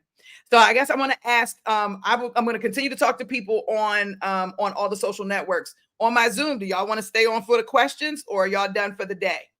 If you're done for the day, I'm going to close out. But if y'all want to stay for their questions, then I'll stay on until I hang up with them. But I want to be respectful. You want to stay on? Yes. Okay, perfect. I just want to be respectful to my class. So that's cool because I still got a few more questions that are in the box. They keep going. Okay. Yes, Joanna. Get it there, Joanna. I love it. That's my girl. Let's see. Sorry for the question. Are you getting back into staffing or moving in a different audacious direction? Both. I'm never leaving staffing from the perspective of I'm always looking for amazing talent. I'm always hiring. I've been in staffing since I was a little girl. So I have clients for the last 20 years, right? That I'm sure I will continue to service until I die. I'm sure I will, right? And I'm not closing Staffingpreneurs Academy. I'm just my consulting business. I'm not keeping, and Staffingpreneurs Academy will be a part of what I'm going into in the future. And what I'm going into the future, I still have my staffingpreneurs who I love, and I'm going to continue to love on them from now until the end of time. I'm just not going to be on here live talking about staffing. Like after I finish with my live events, I probably won't go live around staffing again until it's almost time to market for the September event. I'm not going to come on here talking about staffing, giving staffing tips unless I'm talking about building your internal team. All of my conversation is going to be around being resilient, getting through your problems so that you can level up in your life, career, and your business. It's going to be about unleashing your ideas, starting your own mini empire. My empire started with being a recruiter. And then I was able to take that and grow that into something that a little 12-year-old pregnant girl should have never been able to create. If I can do that, I can show other people how to do that too. So that's the direction that I'm moving into. And I've created an amazing community that is similar to Staffingpreneurs Academy, except a little bit more, how do I say this? They're a little bit more audacious. I'm going to just say that. You have to have a criteria to work with the Audationaire brand. Everybody who wants to come in can't come in. I don't care how much money you have or not. You literally have to be an Audationaire, or you have to come in at the level where you're attempting to become an Audationaire. And we do have a level where you can come in and learn how to be an Audationaire. But an Audationaire is a very specific type of person. They execute. They don't have excuses. I have a lot of staffingpreneurs that do not know how to execute, and that cannot execute, and that will never execute. No disrespect. Some of them will, and some of them do, but many of them don't. And those people would not be good Audationaires. They'd be good to learn how to become one, but they would not be a great Audationaire. And so we're being very, very, very specific about that with that community, loving to build Audationaires as well. My world is built around Reskillify. Y'all already know everything is Reskillify. Reskillify is broken down into 3 platforms: Reskillify Me, Reskillify Creator, and Reskillify Learn. Reskillify Me, all of my clients are on Reskillify Me right now. They just don't know it. And but that's our marketplace where we help people to level up in their career, life, and business. Reskillify.com is our creator platform, and that's where we help people build online businesses, build your online empire. I've used everything, but I made my most money when I built Reskillify out, right? Really been able to build out my brand in a totally different way. Even financially, my finances look very different once I got Reskillify into my business model. So there we're helping people to create their own empires online, take their skills, whatever skill you have. It doesn't even have to be staffing, but take whatever skill you have and to put that on video to teach someone else. Like traditional learning is going away. People are not wanting to go to college all the time. You know, people want to take things into their own hand. The best experience is hands-on experience. You have that hands-on experience. So that's where Reskillify Creator comes in. And then we have Reskillify Learn. So that's more for my staffing agencies and any employers. Right now, we're focusing on supporting safety managers and helping safety managers stay compliant in their organizations. And we can work with staffing agencies as well and tech companies. But we're a learning management system, and we help with compliance, onboarding, performance management. Our system is customized to each and every one of our clients. We have lots of training. We have AI incorporated in all three platforms. My life right now and for the rest of the year and remaining is going to be to build Reskillify out across this globe. This will be a global platform, and you'll be utilizing them in all different ways. I've been building this platform since 2000 and pre-COVID and or almost pre-COVID, I think at the very beginning. And it is one of my best ideas that I've unleashed. And I expect the entire world to get on board. Like I expect the entire world to get on board in some form or fashion. So I'll always be here for staffing. I'll always be here to answer questions, but my life is unleash your ideas, build your mini empire. Let's change the world together as an audationaire. Okay, that's right. The fortune is in the relationship. I love that. Do you know how often these long-term care facilities take to pay out staffing firms or just don't pay at all? Some of them don't pay at all. And some of them take a long time, and then it depends on what type of relationship you have. Some of them pay right on time, right? That is individual. And what I would do is talk to other people in your market and to get an idea to see what agents, what facilities pay, what facilities don't. That's why one of the reasons that I love the payroll, one of the payroll companies that we work with, they have a spreadsheet that they've been keeping a log of all the companies that are not paying. And so that's there to protect you so that you don't end up trying to do business with one of those companies, because if they're not paying other staffing agencies, they will kindly give you a contract with ease and plan not to pay you too. You understand what I'm saying? Companies are out here really doing that ghetto ass shit. So with that being said, you have to protect yourself. And in the beginning, you may have $1 million in the bank. I still think when you start out, you should start out with a factoring company so that you can have that type of protection in the beginning until you get things the way you want it to be. And then once you get things the way you want it to be, then you take over payroll, and then you have a better understanding of how you want to do things. But we can't control how fast or how slow a company pays. We can try to do little small things by adding bonuses and different things like that in the contracts if we want. But we just really can't control that at the end of the day, right? We just have to. And that's why I said you got to be a little strategic about how you do your pay. Maybe you put that credit card up front. Maybe you tell them they have to pay 2 weeks in advance or 30 days up front. When you go into most places, you got to pay 30 days up front. You got to pay up front. So why would that be any different? It would be different from what they see in staffing agencies, but maybe your agency is the one that does things a little bit differently and to start that next trend. Did that make sense? I hope that makes sense. Hey, Willie Saley. Hey, Patricia. I hope that makes, hey, Libby. I hope that makes sense. Okay. Mia said, I'm going to see you in Dallas. I love that. All right. Any more questions? He said, do we have a payroll segment in the course? Not right now. We have a payroll funding segment where we tell you like where you go and get the payroll funding, but we don't tell you how to like process payroll, anything like that, for the reason I just said. For my newbies, I really feel like right now is not the time to be focusing on that. That's what your factoring company is for. Right now, let's start making the money. You're coming in this course to start making money, to make the business work. So let's start making money, getting that going on. And then as you get better, then you can go in and start diving into those things. We have a scale-up course for people who are making over $1 million. That's so amazing. Change is good. And you make it look amazing. Reskillify is on fire. Reskillify is on fire. And thank you so much for that. And change is hard. Change is great, but it is hard. It hurts.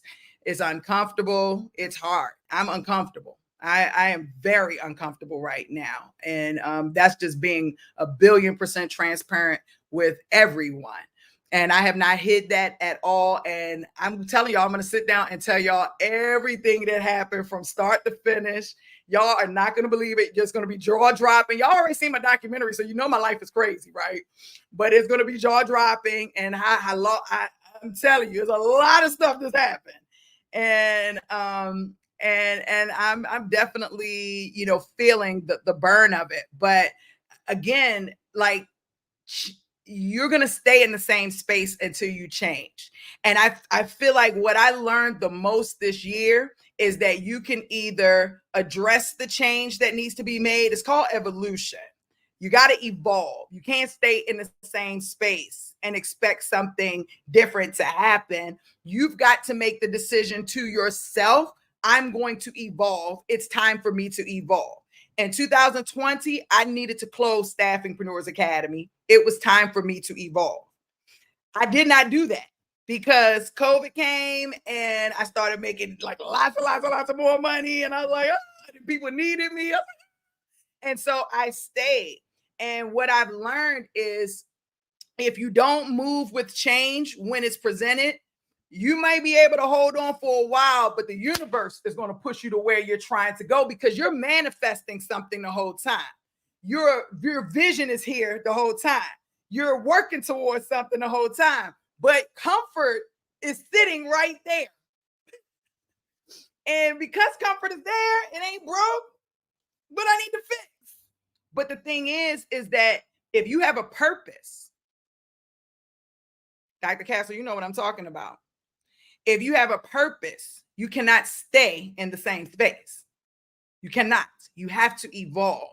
And you're either going to be pushed to evolve or you're going to do it on your own. And, I was pushed. I was pushed. I'm being pushed. Okay?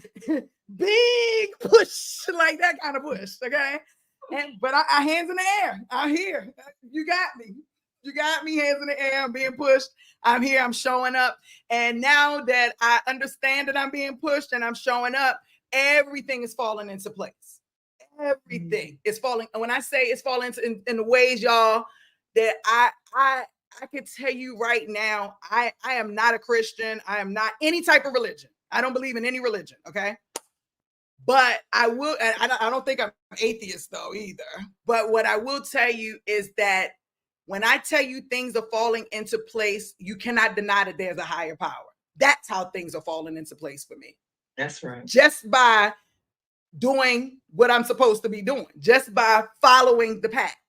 And these are things that y'all are watching an evolved version of D. Y'all are watching me evolve. That's why I keep trying to separate the staffing piece, because I am evolving right now. And people on LinkedIn who watched me grow for years can see the evolution for sure, right? Because they've started this journey with me. I was one of the first people on LinkedIn and all of that stuff. But for other people who are just getting to know me, just understand that a year from now, 2 years from now, you're not going to see this version of D. Williams, period.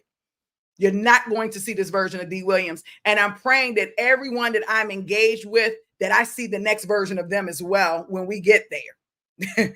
You understand? Because we should all be evolving. We should all be evolving, and we should be thinking about what that evolution is. And the fact that y'all are even here on this call with me, that tells me that you all are in the same space that I'm in, where you all are evolving. And y'all are looking to level up to that next level. And y'all are out of your comfort zone too. And this is change for you too. And this feels crazy to you too. And you're just out there like, okay, D, hold my hand. And I'm praying and hoping. I'm doing the same thing with my coach. I'm doing the same thing in my life. I am human. I am no different than any of you.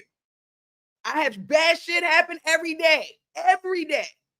I started thinking yesterday, you know, I just need to put hours in my schedule for everything bad to happen. I just need to schedule, like, to prepare myself for something to not be what I have in my plan.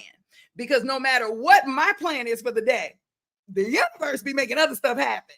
And you got to kind of go with the flow and still manage all of the other things that you have in place. So the one thing I say, the final thing I say about that, and I'll let it go, is while y'all are watching me go through the trenches, and I'm 1,000,000% going through the trenches right now, still. And while y'all are watching me go through the trenches, I just want y'all to know I am happy. I am showing up. I am positive. I am pouring into other people. I am doing the things, the work that I love. I'm engaging with the people that I enjoy engaging with. I am still living at my best, highest vibrational frequency level. Because just because you're in the trenches doesn't mean that your life, you have to move in the trenches. You're in it. You're already in it. You don't have to, oh God, I'm in the trenches. You're already there. So now that we know we're there, how are we going to handle it? We're going to be fired up. We're going to help other people, because that karma comes back around in a beautiful way when it's supposed to. And that's why I said the things that have happened to me, I have to say there has to be something out there that, because how things lining up exactly the way they are, when literally going through the trenches, you see everything kind of going in another direction. That's my business, my personal life, my family, everything is chaos in my world right now. Right now, everything. But I'm here and I love y'all. I love y'all. I need to help you write your book. My book is sitting right here on this computer right here, and I open it every night and I add to it every night. And as I'm having experiences right now, because one version of the book is really for people who are in the trenches, because I feel like people don't really write about that. They don't talk about that. What do you do when you're in the trenches? Everybody online is talking about all the things that happens once you make it, but people don't realize all the things, the bad things that are happening in order to get to the point of making it. You understand what I'm saying? You only made it because you went through these trenches, but those stories aren't really told out of embarrassment, shame, all of those things. But that's a part of being an entrepreneur. That's a part of not being afraid to evolve. That's a part of being a risk taker and allowing change to be real. Anybody who's not failing is not real, in my opinion. You've got to be failing at something, because how else do you learn? How else do you learn? How else do you get the real lesson? I'll say it like that. And so I'm really working on, I'm constantly working on that. I love it. Yes, I appreciate that. Yes, I feel like you have to be transparent today. They will research and find out if you're not. So like, you got to be, and I just feel like that's the best way to build real relationships. You understand what I'm saying? And that's really what I'm here for. The people I grew up with, I didn't resonate with so much. It was very challenging because we had two different thought processes. On my journey, I was able to meet amazing people. I have like Judy Ross. I love her. Ronaldo, I love her. Sister Soldier, I love. Nakia, Shanita, I love. Pat, I can name a list of people I absolutely can't do without. Renee Small, I love. Tanisha Daniels, I love. Like, I've met people that have become my real, Renasha Graham, like my real, honest to good Lord friends. Like, got my back. Me and Dr. Castle getting there. Like, it's just literally that zone. You know what I'm saying? It's literally Io. It is LaKoya. The people I can call and really just pour my heart out to, if cry with. So sometimes it's the people that you do business with, or the communities that you build, that you realize, Angela, that these are my real friends. Lacey, like, these are the people who are ride or die with me. I'm still naming people. But like, over the years, you built these relationships, you know what I'm saying? And And that's a great thing. Is that on all payroll companies, the list? I don't know that. I just know that they told me that they start acquiring a list of people that are not paying. And they and that's one of the things that I really love about them, is that they're keeping that list together. And if you don't have, if you don't have that support, then you don't know. Yeah, you got to get uncomfortable, Lauren, just a little bit. Unfortunately for me, I'm a lot bit in this moment, but I do see the light, and as long as you see the light and you're open to finding the light, listen, that's when all things change. And I've got a beautiful vision. It's massive, it's beautiful, it's audacious. It's something people are not even going to expect from D. Williams, even for the things that I've done. So I'm really excited to share my vision with the world. Do you think opening a staffing agency from a different country would be easy? For instance, I'm from India, and I wonder if a business can be handled and ran remotely. How much time do you think it would require? Same amount of time it would take if you did it here. The location per se doesn't matter. You know what I'm saying? People have remote businesses here in the United States all the time.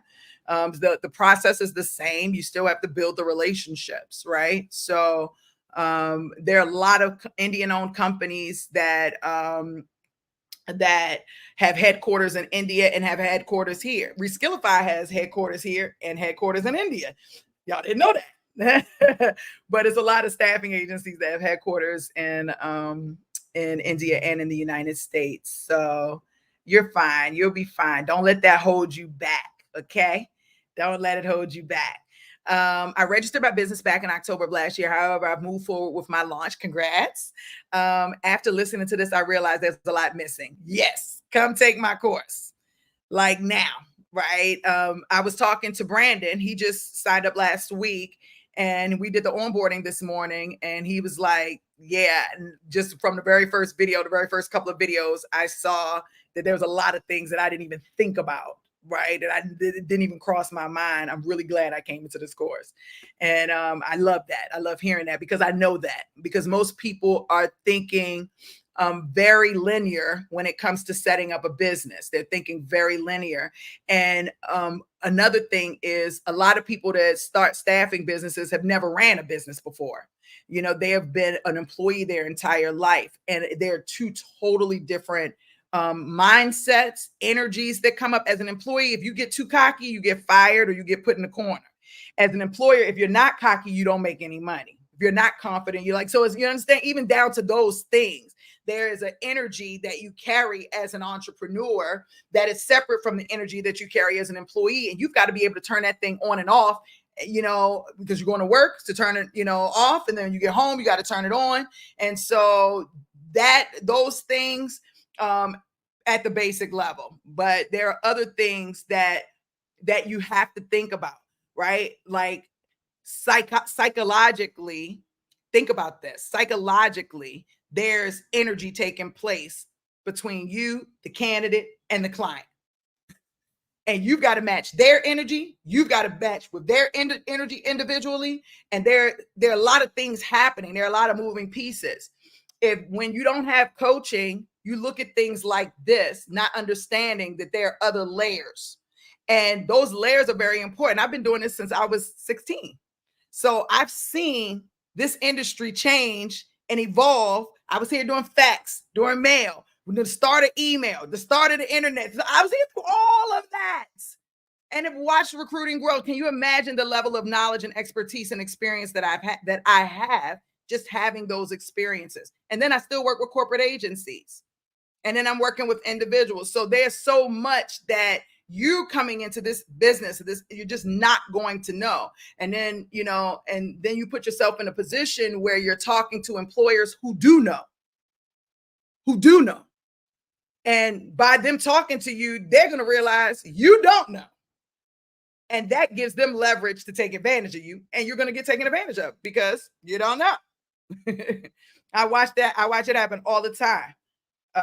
I have a young lady that I love. She's in Flint, Michigan, Bree, and she experienced that. You know what I'm saying? So it's very, very real. I can't believe y'all got all these questions. This is hilarious. Thank you for the transparency. I'm truly uncomfortable and going through the purge to reach where I'm supposed to be. Good job. I love that. Your energy is uplifting. We are still helping others, and I know we will succeed. Hey, that's what I love. I love, I love, I love, I love, I love, I love, I love, I love.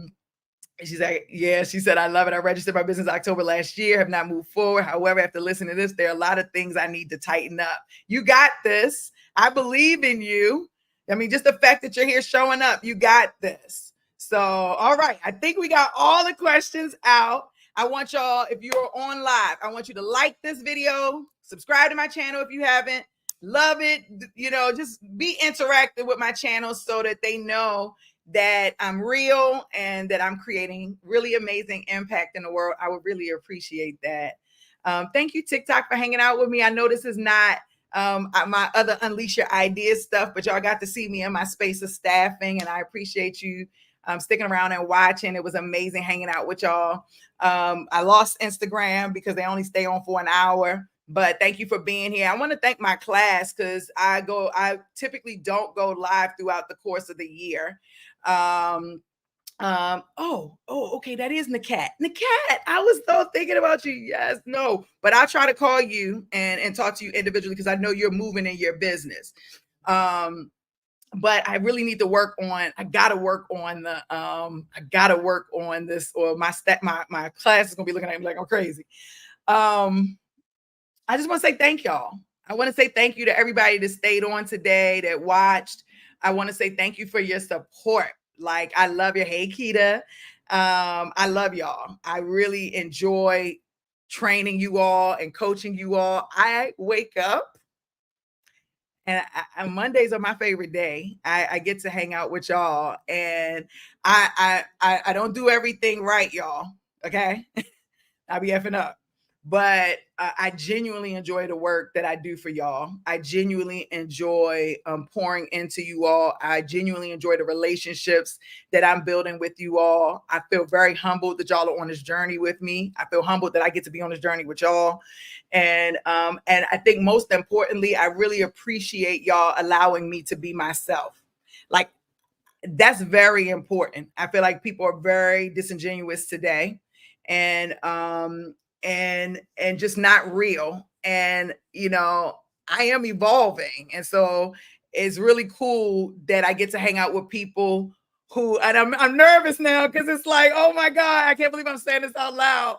But I just think it's really cool to hang out with any staffingpreneurs who are you know, just open to being on this journey with me as I evolve. So just thank you. I really appreciate y'all. I love y'all so much. Lucy, any clinics tomorrow? I'm on a flight tomorrow. So there was supposed to be clinics tomorrow, but they rebooked my flight. So I don't think so. I think I'll be in the air during that time. Brandon said, I hope I run into you in Dallas since I'm here. Brandon, come get your Dallas ticket. So you can we got one ticket left. It's probably yours. I thought it was Marie LaPlante, and then somebody else was asking for the ticket, but Brandon, come on in live, you know, come on in. That's very, you know, that'll be, call, who's your salesperson? Call your salesperson and tell them you want to come to, and you want that last ticket. Call Victor, tell Victor you want that last ticket. Call him and tell him you want the last ticket. It's yours. You already in Dallas. There's only one ticket left. Take that ticket. I appreciate you, Nakat. Oh my gosh, Nakat, you're one of my favorite clients. I love you so much. I'm in love with your brain. I'm in love with your brain. I'm in love with your drive. I'm in love with your resilience. I'm in love with your story. I just want you to know that I'm your biggest cheerleader. Oh my gosh, your biggest cheerleader, bigger than your husband, bigger than your kids. In real life, like, I feel really great about the work that you are doing and that you are going to continue to do, and the world better watch out. That's the only thing I can say. That is the only thing, and I don't say that out loud pretty often, so I'm very, very proud of you. Somebody else that I'm really proud of and I think is going to rock it out, and that's James Hammond, CRNA for Hire. I think he's going to do an amazing job. I'm just watching how he's moving as well. I saw him. I love that. Do I need to be at a point in the course to attend? Or nope, you can come. Day 1 is for setup. Day 2 is for run it. Day 3 is for scale. So you can be at anywhere in your business and you're going to find value in the in where you are. So you do not have to be in any place. You come in and you fill in the blanks, because there's going to be a lot of things that I'm going to fill in the blanks for that you would never get during inside the course, right? Even when I go to my clients to visit them live, they get things that would never be in the course, right? And then sometimes, I mean, like my brain is just it works very interestingly. I just go off of who's in the class and then I make the content around y'all. You'll see. I think you've already started to get a piece of it, Brandon. I think you've already started to see. Dr. Castle, we love and appreciate all that you do. Thank you for your authentic and true who you are. Mwah. Thank you. I can't wait to see you this week. I'm going to hug you. I'm telling you now. You'll be hug. So be ready. Anybody that's coming to Dallas, y'all better be ready. I'm going to be hugging y'all. So if y'all germaphobes, get over it. I'm hugging every freaking body. I'll be shaking, hugging. So y'all just be ready. I'm just letting you know now. Okay. And Nikki said, come on, Brandon, join the family, because she's going to be in Dallas too. I love it. Y'all are so funny. I love y'all so much. Let me just make sure I got, okay, let's see. She said, we'll do. She said, you're a great person, D. Thanks for including me in your network. Thank you, Yvonne. I love you. I love you so much. She said, what payroll company got the list? I'm so Encore. Encore has the list. That's so funny. Encore is the name of the company. They have the list. I love it. All right, I'm out of here. I've got to finish working on everything. I've got to go, or I'm never going to make it. This is 2-hour setup class. The running class is definitely not happening. I love y'all. I will see y'all next week. But really, so I don't need to give you the replay because the replay is on YouTube. But I think this is the week that the replays will be ready. I don't know. It's the last piece of functionality that they're doing with Reskillify Creator and me. And also we're changing our, what do you call it? Our web builder, our web and funnel builder. That's being changed out right now for people who are looking to build their stuff out. So anyway, I love y'all. I'll see y'all next week. Y'all be phenomenal and work in your business. Work in your business. Love y'all. Have a great night. Great day.